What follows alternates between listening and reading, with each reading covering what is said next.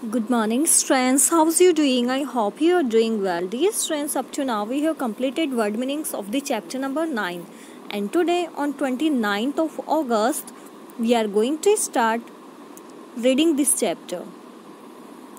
Before starting reading, let me tell you summary of this chapter briefly.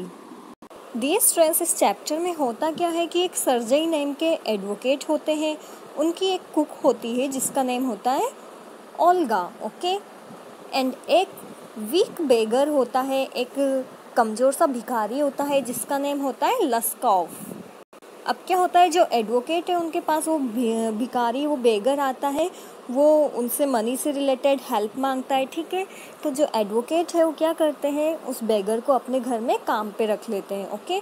और वो इतना week था कि उससे काम हो नहीं पाता है, और जो उनकी कुक थी ओल्गा, वो उसकी हेल्प करती है, ओके। और एडवोकेट को जाके बोल देती है कि जो बेगर है जिसको आपने जॉब पे रखा है उसी ने ये काम किया है। अब एंड में क्या होता है, जो लस्कॉफ है वो एक काफ़ी अच्छा पर्सन बन जाता है, वो भीख मांगना छोड़ देता है, ओके, सेल्फ डिपेंड हो जाता है, और उसके पास अच्छा खासा पैसा भी आ जाता है, ओके। बट इसके पीछे रीज़न ये नहीं होता है कि जो सर्जरी है उनने उसको जॉब पे रखा, उसके पीछे रीज़न ये होता है कि जो ओल्गा है, उनकी कुक है, जो नौकरानी है, उसने अपनी काइंडनेस शो की बेगर के लिए और उसका वर्क किया। मीन्स कि बेगर को जब वहाँ पे जॉब पे रखा गया था तो काफ़ी वीक था, उससे जो काम नहीं हो पाता था वो काम ओल्गा, जो एडवोकेट की नौकरानी थी, वो कर देती थी, ओके। और उसकी जो एक काइंडनेस है उससे इंस्पायर होके जो लस्कॉफ है वो एंड में काफ़ी अच्छा पर्सन बन जाता है, ओके। जबकि जो एडवोकेट है वो सोचते हैं कि मेरी वजह से इतना सक्सेसफुल पर्सन बना है। So now let's start reading this chapter. Kind sir, have pity, turn your attention to a poor, hungry man.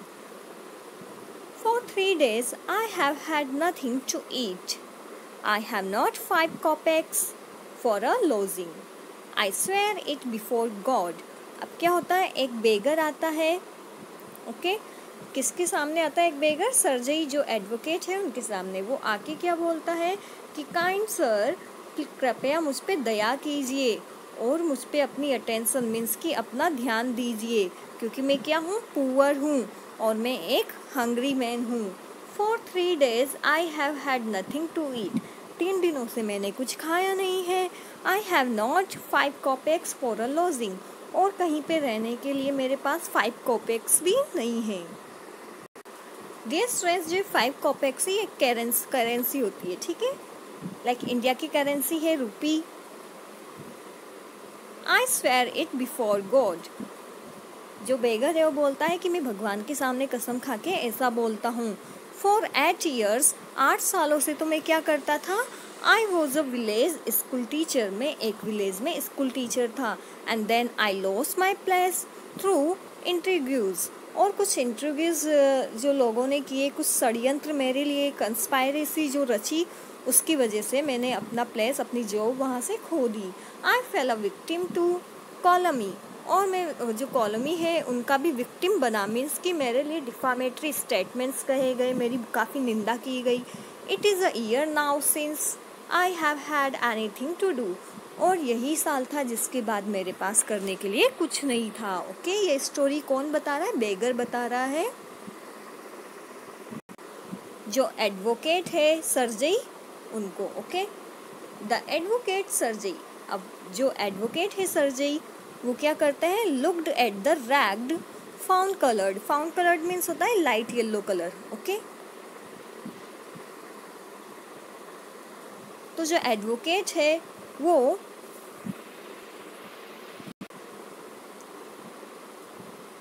सप्लीएंट के मीन्स कि जो एप्लीकेंट है, जो ये याचना कर रहा है, उसके लाइट येलो और रेड मीन्स कि फटे हुए कोट की तरफ देखते हैं। At his dull drunken eyes. उसकी डल और जो ड्रंकन आइज है उसकी तरफ देखते हैं। At the red spot on either cheeks. और उसके हर चिक पे जो रेड स्पॉट हो रहा होता है उसकी तरफ देखते हैं। And it seemed to him as if he had seen this man somewhere before. और उनको लगता है कि उनने पहले भी कहीं इस मैन को देखा है। I have now had an offer of a position in the province of Kaluga. जो बेगर है वो आगे बोलता है कि अब मेरे को कालुगा में कोई जॉब मिलने वाली है। Okay, the mendicant went on. Mendicant जो है वो आगे बोलता है but I have not the money to get there. लेकिन मेरे पास वहाँ जाने का पैसा नहीं है। Help me kindly, I am ashamed to ask. कृपया मेरी हेल्प कीजिए, हालांकि मुझे हेल्प मांगने में शर्म तो आ रही है। But I am obliged to by circumstances. लेकिन सर्कमस्टेंसेस ऐसे हैं, हालात ऐसे हैं कि मुझे ये हेल्प मांगनी ही पड़ेगी। So dear students, that's it for today.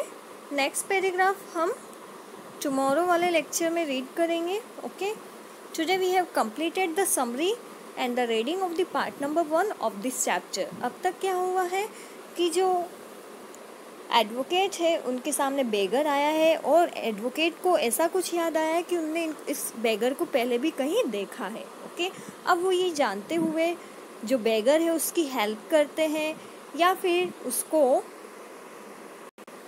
कुछ बुरा बोलते हैं कि तुम पहले भी तो भीख मांगने आए थे या फिर ऐसा कुछ। Okay, to get to know that we will read this chapter ahead in the next lecture.